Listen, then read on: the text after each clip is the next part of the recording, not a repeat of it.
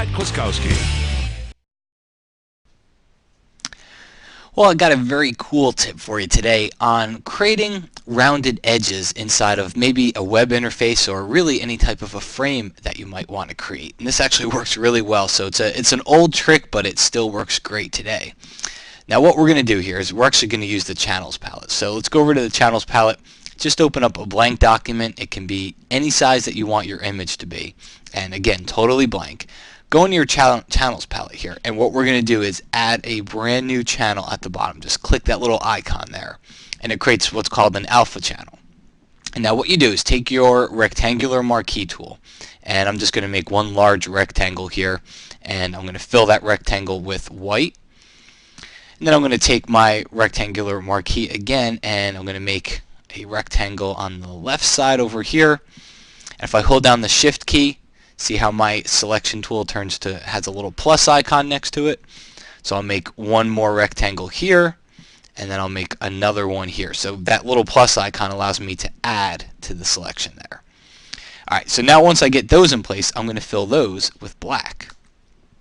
So there's the beginning of our interface. I'm going to deselect. Now what happens is right now the interface has harsh, sharp edges to it. They're not rounded edges. They're all squared edges. So what we want to do is make these rounded.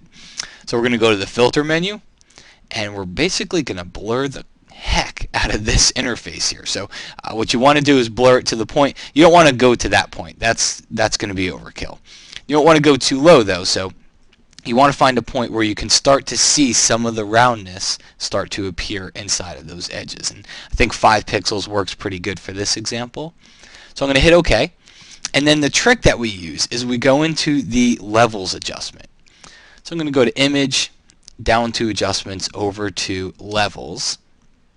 And all you got to do is just start bringing in your white sliders and your black. And I say sliders. When I say sliders, I mean slider, and your black slider.